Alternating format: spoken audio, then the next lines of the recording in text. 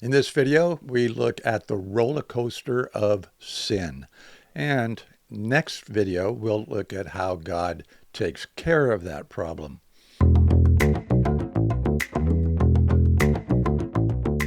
The Bible learning activity for the upper elementary is called the DIY comic, or the do-it-yourself comic, and this is where the kids get to draw the facial expressions of the Bible characters. In this case, Joseph and his brothers, some sheep, mom and dad, and it's a great time to just enjoy.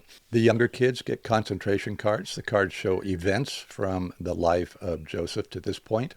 For the kids older than preschool, the story is about the terrible betrayal of Joseph's brothers and his ending up as a slave in Egypt. It might be a little bit too much for the younger kids. So in my lesson, what we teach there is the fact that Joseph's father, Jacob, loved Joseph, loved him so much that he had made for him a beautiful royal coat, a multicolored coat, as it's often called. And so we have a coloring page where the kids can make their own multicolored coats for Joseph. If you're familiar with Giveaway Wednesdays, you know what this is. This is the Teacher's Pages, which has a Bible story for each age level, plus a few instructions on what to do with the learning activities.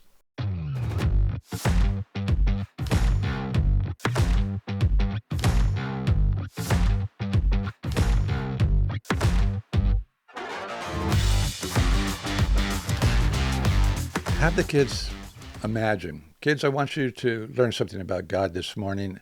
I want you to imagine right now that suddenly, somehow, you've started to grow bigger. I don't mean older and adding a couple of inches, but I just mean you're getting bigger. Let's say one kid in here is getting bigger and all the rest of us are going, whoa, what's happening? Junior is not Junior anymore. He's getting bigger and bigger.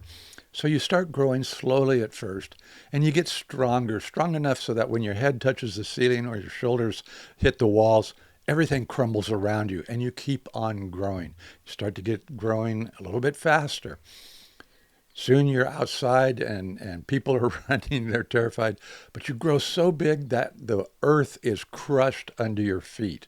You keep growing faster and faster. The moon is gone, the planets are gone, the solar system, the sun, everything is wiped out, it's crushed, it's destroyed, and now you're growing faster than the speed of light.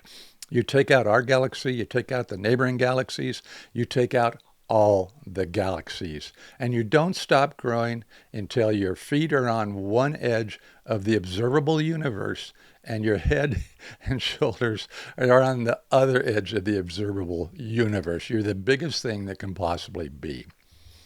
All right, now you ask the kids, what sort of multiplication number would be required to take you from the size we are now to the size of the entire universe?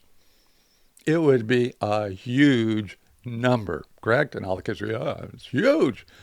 Then you say this is the second part that is really mind-blowing.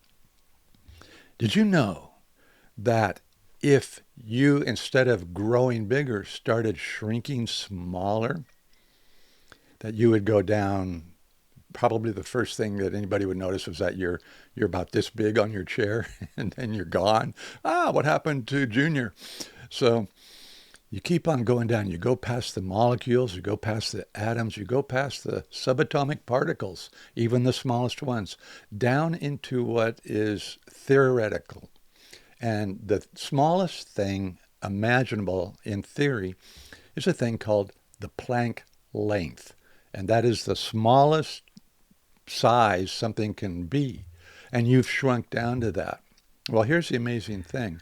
The percentage of, or the magnitude of you growing to the size of the universe, that's a huge number. But the magnitude of you shrinking down to the Planck length is way bigger. It is huge plus huge. It's amazing. This is what God created. This is what he sustains. And what does that mean? That means God is huge times huge. Do you think he can take care of Joseph? Think he can take him out of the dungeon and put him up on the throne? We'll see that next week in our next Giveaway Wednesday video. I'm Tom. I make children's ministry resources. God bless you. See you next time.